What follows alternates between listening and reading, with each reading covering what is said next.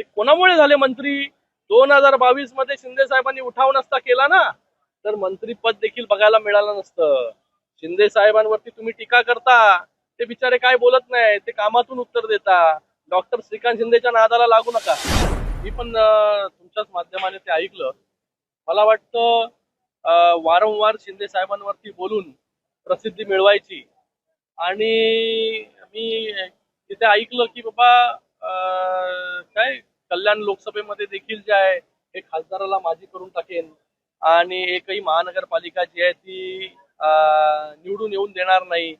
आता त्यांना थोडस मी जसं म्हणतो की वयाप्रमाणे काही आजार जे आहेत ते होत असतात. तर वयाप्रमाणे परिणाम जो आहे हा नक्कीच त्यांच्यावरती होत चाललाय. कारण की हे कॉन्फिडेंटली का बोलू शकतो मी? कारण की मी स्वतः एक डॉक्टर आहे. त्यांची डायग्नोसिस मला वाटतं त्यांना स्मृतिभ्रंश, त्याला इंग्लिशमध्ये डिमेन्शिया असं म्हणतात. त्याच्यामध्ये माणूस विसरतो, मागे झालेल्या इतिहासामध्ये झालेल्या गोष्टी विसरतो, तो थोडा चिडचिड करतो, त्याच्यानंतर त्याची दिशाभूल जी आहे ती लगेच होऊ शकते, व्यक्तिमत्वामध्ये बदल घडतो. आम्ही खूप एक मोठं व्यक्तिमत्व म्हणून गणेश नाईक साहेबांना आजपर्यंत समजत होतो, पण त्यांच्या व्यक्तिमत्वामध्ये पण काका खूप बदल झालेला आहे. तर ते थोडस आजार जो आहे हा वाढत असतो कधी कधी. तर हे सगळे सिम्पटम्स जे आहे डिमेन्शिया म्हणजे स्मृतिभ्रंश याचे आहेत. हा आजार जो आहे हा तुम्ही पूर्णपणे बरा नाही करू शकत, पण त्याला कंट्रोल करू शकता. हा औषधं वगैरे देऊन कंट्रोल करू शकतो. तर ते आमचं बाळासाहेब ठाकरे दवाखाना जो आहे हा तिथे त्याचं औषध जे आहे ते उपचार करून मिळू शकतो. मी का म्हणतोय?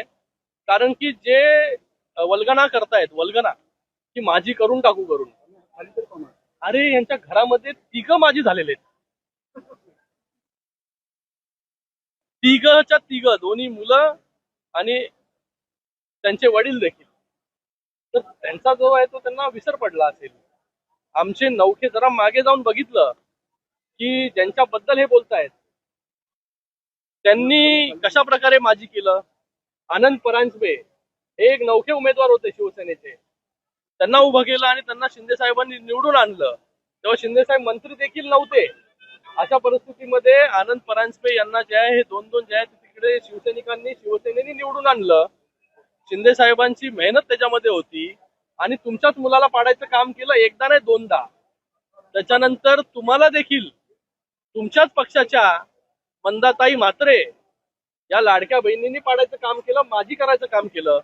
त्याचबरोबर तुमच्या मुलाला देखील ज्याला तुम्ही दुसऱ्या पक्षामध्ये पाठवलं आता निवडणूक लढण्यासाठी, त्यांना देखील परत लाडक्या बहिणींनी जे आहे हे माझी करायचं काम केलं. की ते 3-3, 4-4, 5-5 वेळा माझी झालेली